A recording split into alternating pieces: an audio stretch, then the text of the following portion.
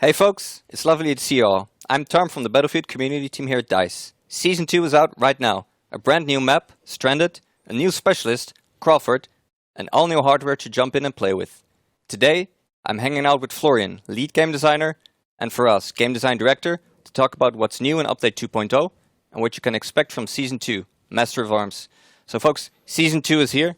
Exciting times ahead. Yeah, it's super exciting. I mean, the team has a lot of energy right now. We're super happy to see a lot of work going out of the door. You know, it's a lot of really cool hardware that players will be able to experience, new content, new level. So it's going to be great. Yeah, lots of positive energy on the team, especially like coming up from season 1, and lots of exciting things coming this season. We're all really hyped. Let's talk about what's in Season 2. Let's start with the new map, Stranded. So for us, can you tell us more about the design direction of the map and what players can expect when they go hands-on? Yeah, so what's different about this map, it's kind of been built from the ground up to be a smaller scale map than the other maps we had before, and it had a lot of support for close quarter combat. The map is set in Panama in this the dry lake, and in the center of the map there is this beached container ship. And that's where we expect like the chaos of the CQC to shine there. And then at the same time, there's pathways under the ship itself that connect the north and the south side of the map. And there's like a tower on the edge of it that helps you also like traverse the map to some degree. So it's a bit different and unique and also quite interesting in general. Yeah. So we can expect some awesome chaos in the ship. Especially in the ship and around the ship. Okay. Yeah, I usually hang out there quite a bit in our playtests. Okay, yeah, we certainly. That's awesome. And Florian, in terms of a gameplay perspective, what do you expect in terms of balance and? It's very interesting. I mean, this level plays very differently depending on whether you play Conquest or whether you play Breakthrough. The map is both open and closed depending on where you play in Conquest, so you can remain around the ship and have a lot of close quarters experience, or you can gravitate around the ship in the different objectives that are around. You can have a lot of vehicle play around there, but if you want to be safe as an infantry and have only infantry combat, you can just remain inside the ship during the entire game. And then if you play Breakthrough, in Breakthrough there's actually no vehicles. Okay. You start from one side of the map, and then you go through the ship, and you will have a lot of intense combat. Everyone will be around the ship or very close or inside the ship, and we'll have multiple objectives that you have to go through inside the ship. It will be very intense, and then you will go out on the other side of the ship towards the last sectors, which is, it's a very different flow. It's pretty... It's very interesting to see how a map can play completely differently depending on the game mode, and I think this one will be one of the really good examples of that specifically. I'm excited to see the Breakthrough experience play out without vehicles, and Conquest does still have all the vehicles available like normal. Yes, correct. Okay, awesome. So folks, we know you're excited to play our new map Stranded, so 24/7 playlists are now available in Conquest and Breakthrough. And as a reminder, we've got 2 more map reworks coming up in Season 2.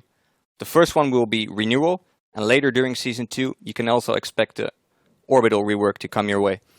Which brings us to Season 2 weapons. There's quite a lot here for Season 2. So the Season 2 specific weapons are the Avances, the AM-40 and the PF-51. Florian, can you tell us more about the gameplay for these guns and what players can expect when they go hands-on? Yeah, definitely. I'll start with the AM-40. So this weapon is an assault rifle, but it's also very close to an SMG. It's actually like a bridge between the two. It's not the best at long-range combat. It does pretty well against SMGs in the close quarters, but it's also not the best SMGs. I mean, if you want to play with an SMG, you will still want to pick an SMG. But the AM-40 is a pretty good bridge that allows you to be into the low to mid-range type of engagements. And then we have the Avances. The Avances is also a bridge between the assault rifle and the the light machine guns this time around. It's a pretty stable weapon. The way it's built is very lightweight, so you will feel like you're kind of playing an assault rifle, but also an LMG because of the high capacity magazine, and it will feel pretty efficient as well in most of the assault rifle ranges, but it's of course still not as good as an assault rifle when it comes to what an assault rifle is meant to be doing. Yeah, definitely. Then you have the PF-51. extreme close quarters combat weapon. It has a 50 rounds magazine. It's a full auto weapon. It's a really strong sidearm if you want to take on the very close, confined spaces. It's also a very good combination to have if you want to run with a sniper rifle and have a reliable sidearm that you don't have to reload every so often, and that fires pretty quickly. So I think this is a secondary weapon that will probably see a lot of play inside to ship in Stranded. Probably, yes. Yeah. And so personally, I had a lot of fun with the events in the playtests. For us, maybe you see me shredding some enemies there. Like you shred me as well. Yeah. Pretty good with that one. Yeah, like what's your favorite weapon? For this patch, I will have to go with the Fences as well. Yeah, it's actually quite powerful. I've been enjoying playing it more in the playtests. I like our new sidearm as well, but I immediately try to aim downside, and I don't think that's a good way to use it, right? No, the PF51 is very good in hipfire, and if someone is a few meters away from you, but whenever the target will start going a bit further away, you'll probably not want to try to take a shot. Like, it's the very extreme close quarters. After that, the recoil is pretty high on this weapon, so you will not want to try to pick targets from afar. Okay, great. So, but that's not all we have for weapons. We're also adding new weapons to Portal: the AEK, M2 Carbine, M249, Bren LMG, and the M95.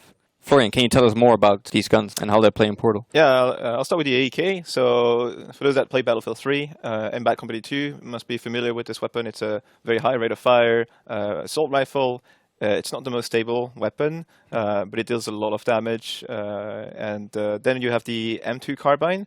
It's you probably heard about it in Battlefield 5 if you played. It's also an assault rifle. It's pretty lightweight, very stable, medium damage, but super nice to handle. And then you have the M249 SO, also a weapon that has been both in Battlefield 3 and Bad Company 2. It's a light machine gun, like a pretty big magazine, quite steady, super nice to handle as well. And then you have the M95. The M95 is 50 BMG sniper rifle, hits really hard, pretty slow to reload, but super satisfying. The sound on this is amazing when you fire it. Should give you flashbacks of Bad Company 2. And I think that's it, or maybe, the Bren LMG as well. Yeah, the Bren LMG is also a 1942 Portal weapon. It's a fairly slow rate of fire, pretty steady weapon, hits quite hard, but it's not probably the one that shreds the most, I guess. In a way, I'm not sure if that's the correct way to put it, but yeah, it's a great weapon. I'm super glad to see those weapons landing in Portal. I think a lot of players will be super happy. Also, I wanted to call out the AEK as well as the M249. Those weapons come with the original skins that were in Bad Company 2 and BF3. So if you're playing with the Bad Company 2 era, you will play with the AEK from Bad Company 2, which, for example, was a much more prototype version of the AEK. Yeah. And then in Battlefield 3, it was the closer to real life version of the AEK. I think even if you say that Bren doesn't shred as much, I'm happy that it's making a comeback, actually. Lots of good memories. Yeah, I was about to say like that. Yeah, that takes me back. That's really cool. For me, the M95 is like... It's your jam. That was the one. So we've got even more Vault weapons. So we have several weapons in Portal now. The M16A3 and the M604. And we're bringing them to All Out Warfare. So Florian, can you tell us more about what we're doing here? Yeah, so with Season 2, we're introducing two weapons that come from Portal. So the M16A3, which is an assault rifle, super iconic from Battlefield 3. It will compete pretty well against other assault rifles. There's not really been many changes to the weapon. Yeah. If you played Portal, you will be familiar with that weapon going into All Out Warfare. But we're taking a look at the balance and see how it plays out, just to make sure they're consistent with the All Out Warfare weapon. Yeah. And then you have the M16E4, which is also another light machine gun that was in Battlefield 3. Big magazine, your classic light machine gun. Feels pretty cool to fire. And also slight changes on it, but very hard to notice. They should behave pretty similarly to how they've been behaving in Portal. Okay, so the overall experience when we bring them over should be the intent is to have it the same. Exactly. Okay, exactly. great. And the way we unlock these weapons is through assignments. And for us, you can tell us more about how that system will work, because it's also new in Season 2. Yeah, so assignments is a new system we're bringing in season 2. It's to put it simply, it's like a quest/mission system that is passive, so you don't need to activate those missions.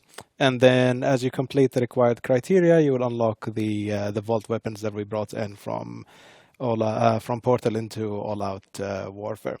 What's good about it is, as I mentioned, like it's passive. You don't need to worry about managing it or activating it, like saying that I need to unlock this specific weapon. The game will track the criteria for you as you're playing whatever match you're playing. Okay.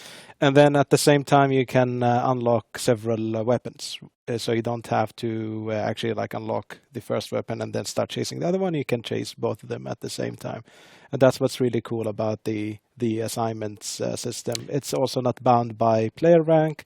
So regardless of where you are on the player rank scale, if you just started or you're very late in it, you're in the S ranks, all the players will have access to it immediately. Okay, that's great. So I can unlock those assignments at my own pace. Exactly, yeah. You can take them to your own ledger, play as Okay. many matches as you want, and then you'll get the hardware. But it would be good if you also focus on the weapon that you really like and stuff. Yeah, yeah, chasing yep. the criteria. We're also using this system to unlock content from the Season 1 Battle Pass hardware content. So once we refresh the Battle Pass for Season 2, the previous hardware that existed in the Battle Pass for Season 1 would be unlocked this way. So you're not going to be missing out on any of the content from Season 1 if you haven't played it or you haven't Okay. unlocked it.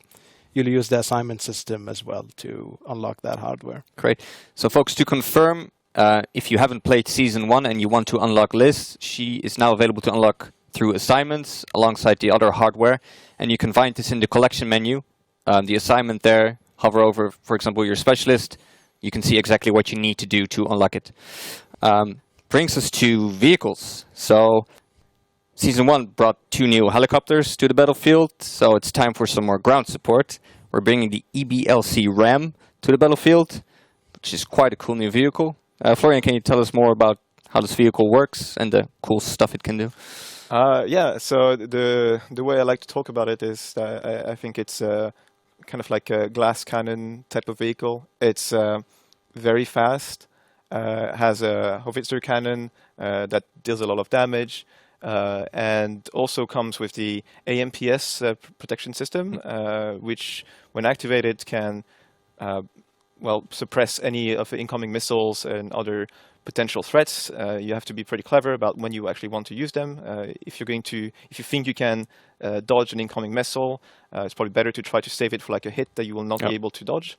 But yeah, it's very mobile. It's easy to flank with it. But if you get cut off, you might die in one hit from a good place shot from another vehicle or from infantry on ground.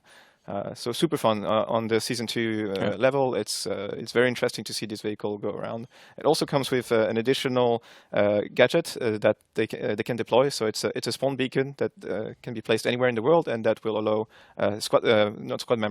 team members to spawn in. Folks, I'm really excited for you to try out the new vehicle. It's a lot of fun. So an all-new specialist, Charlie Crawford, coming to the battlefield. Pretty exciting. Florian, how does he play and how does he fit into the specialist roster? So Crawford is more of a defensive character. It's a support. It's going to be a very useful support in most of the confined spaces, linear experiences like Breakthrough, where you can know where the enemies will come from. Probably not so good in the open spaces due to the stationary minigun that Crawford can deploy. So you deploy it somewhere and you can use it, or someone else in your team can use it, or enemies can use it. It's very, very strong. It's well shielded. There's only a few weak spots at the bottom of the shield, but it's really, really strong. It's vulnerable to explosions, but to bullets it's pretty sturdy in general. I think you will find players that can learn how to place it correctly and where they can expect enemies to be on levels to be quite effective with it. But if you place it incorrectly, it could also be a death sentence in a lot of ways. So it's very interesting in the sense that you need to be very aware of the flow of the level to make the best out of it. I think it will also be probably a bit more niche compared to other specialists we've had, where there's an interesting curve to understanding how to play with it. It's not a specialist that you will just go out and immediately find success with. You will need to learn a bit what's the best way to play the specialist.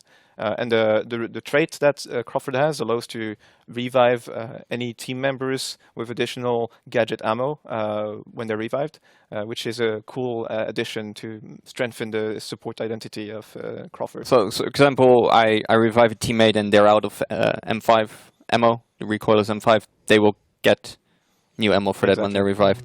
Cool. And the specialty or the mounted Vulcan, I think, is an interesting one, because if you, like you mentioned, like the enemy team can also take it. So if you place it at the wrong place, suddenly you find your team gets wrecked by your own tool. So that's a cool one. That's even more, because like your team was the one who placed it there.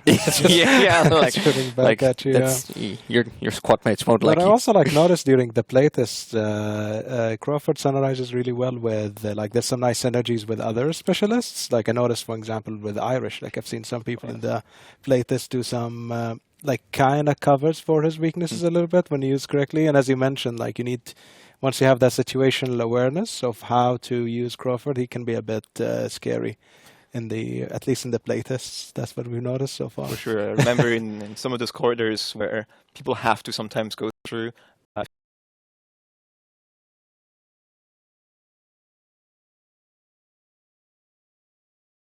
Other specialists, Irish is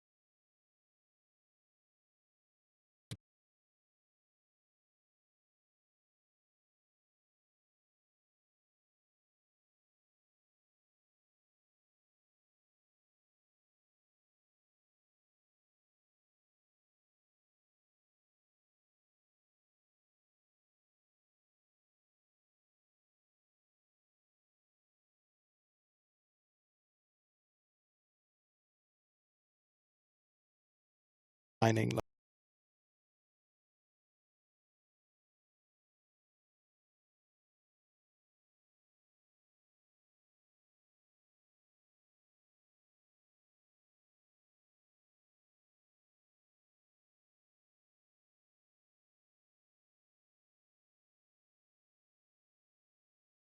A bit, let's say, less challenging, so you're able to unlock the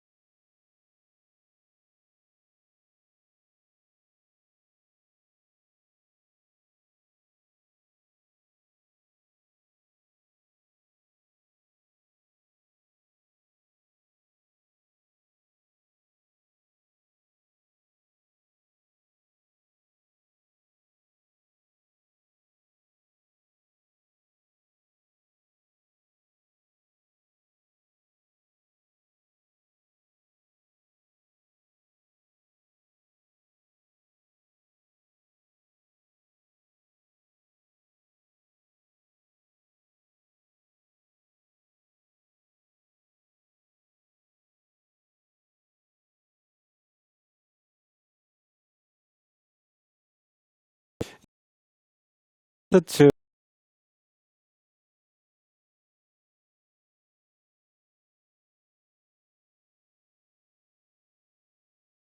having that big landing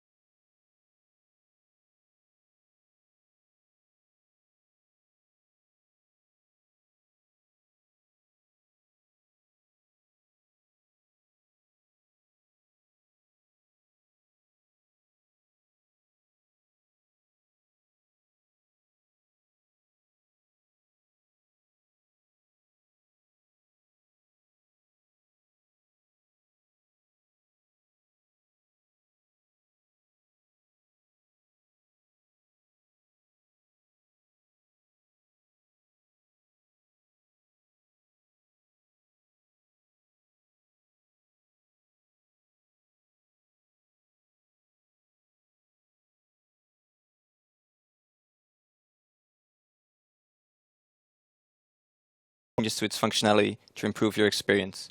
But one thing that we wanted to help manage your expectations on is the request we've tracked since launch to bring a server browser to All Out Warfare. Presently, we have no plans to either introduce a second server browser or modify the existing Portal server browser experience to include All Out Warfare. You know from most of our recent patch that we have made improvements to joining on friends and queuing into servers that your friends are playing on. We may go on to make further quality of life improvements in the future that help to do that and let you play together with your friends. But we wanted to help to let you all know that when it comes to a server browser specifically for All Out Warfare,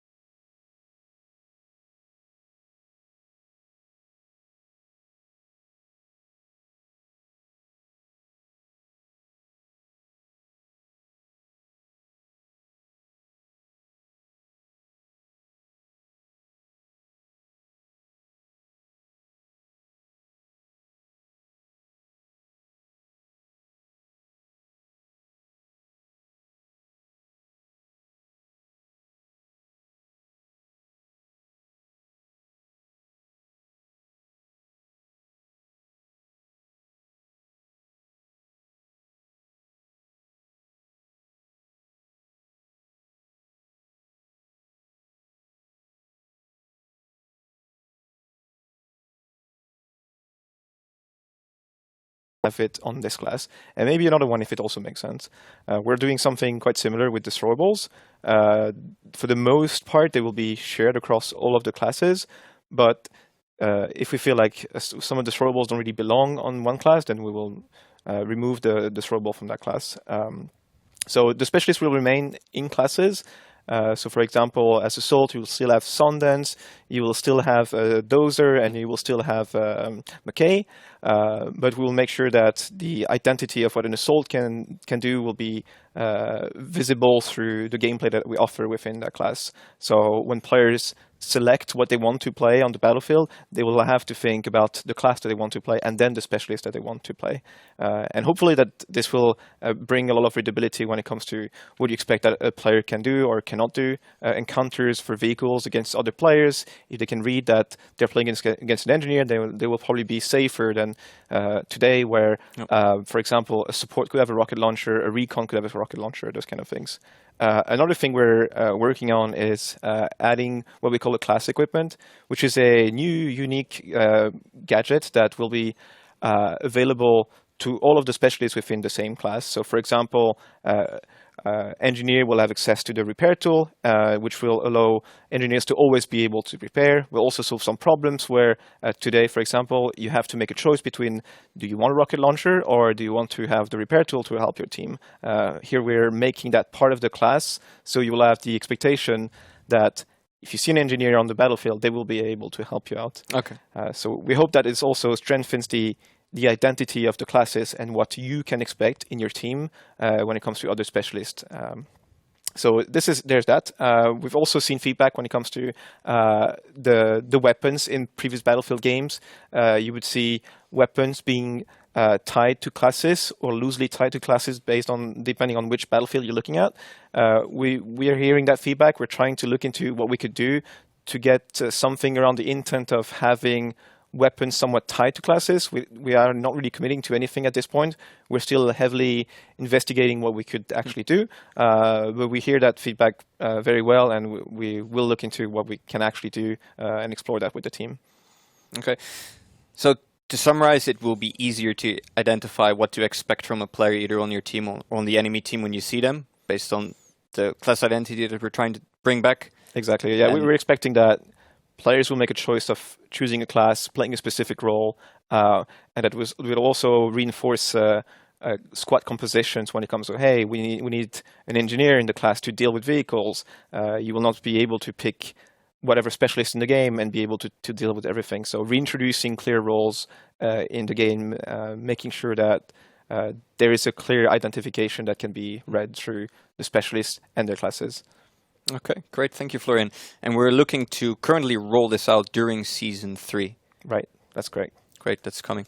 As a summary of the content, we got a new map, new specialist, many new weapons from Portal, Vault weapons, and the new weapons coming to All Out Warfare, new gadget, the concussion grenade, new vehicle.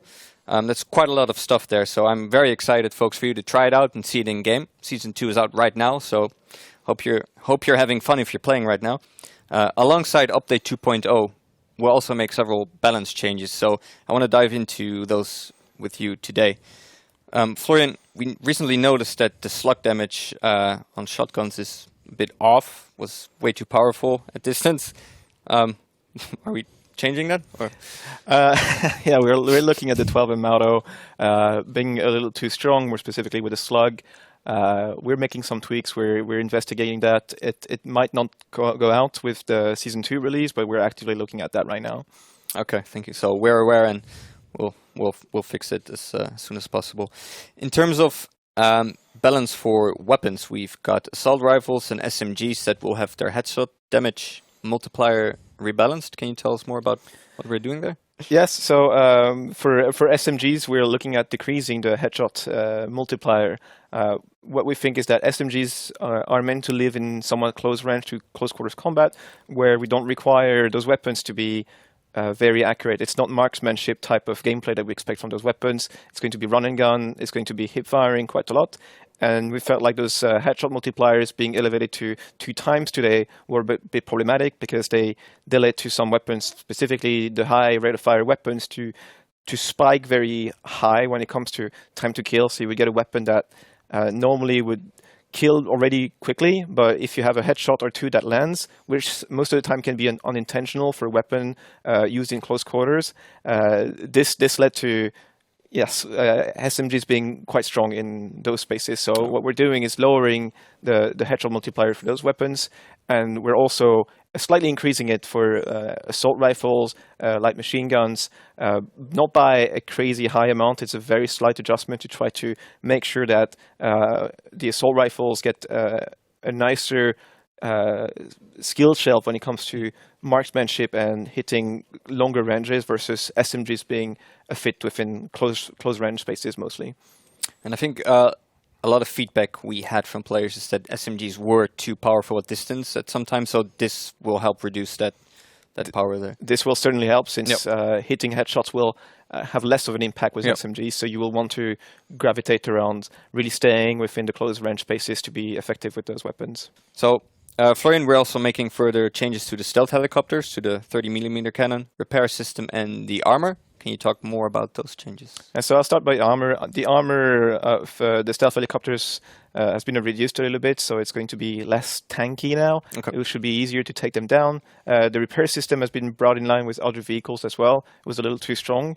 And the 30mm cannon's splash damage has been reduced, so it should be less dominant now. Okay, so overall the dominance of stealth helicopters has been further reduced in this update. It would be easier to take them down, basically. So anything that's destroying an air vehicle would be easier to complete, I'm guessing. Yes. It's kind of cool. Great. It's a good change. So we've also made several improvements to character animations. Talk us through those, please. Yes, so we've re-added some animations that you may have seen in Battlefield 5 that we call incidentals. So it's a bunch of animations that may be playing on the third-person animation of characters that you see around, mostly in your team. So, for example, if you see a player running in water at knee height, it will play a different running animation or sprinting animation. If you go through vegetation, you'll also be seeing the soldier react to the world. You will see sometimes like random stumbles, things like this. So we're adding things like this that add a little bit of flavor that you might not see all the time, but subconsciously you will see that this kind of like adds some physicality to other soldiers that you're seeing around, making them look a bit more real and react to the environment. Okay, great. And another change we've made based on popular feedback from players. So in both Breakthrough and Rush, sometimes it happened that you would only play on one side, for example, as an attacker, but you also want to play as a defender. So we're changing the map rotation for these modes to make sure you can play both sides. Yeah, that's correct. I'm super happy about this change, actually. You'll be able to now play both as an attacker and a defender. You'll play one round, and then you'll get the end of round screen. You'll get to see some of the like awards and things like this, and then you will jump into another match before going back to front end. So you'll always play 2 rounds, both in Breakthrough and in Rush, making that more exciting. I think it's yeah, definitely. So if you didn't make it as a defender, next time you can choose the attacking side and try again. Especially if it's a map you really like. I've been always got it that you want to see the other side of it, and then you get so I think that's a pretty cool change too. Okay, awesome. So those were some of the further balance changes that you can expect in Season 2. And that's all for today, folks. Florian, for us, thank you so much for being here with us today. As a reminder, Season 2 is out right now, and we're excited for you to explore everything that's new. We'll be back to check in with you as we get closer to the next game update, 2.1, which will include the renewal rework and further new vault weapons. See you on the battlefield.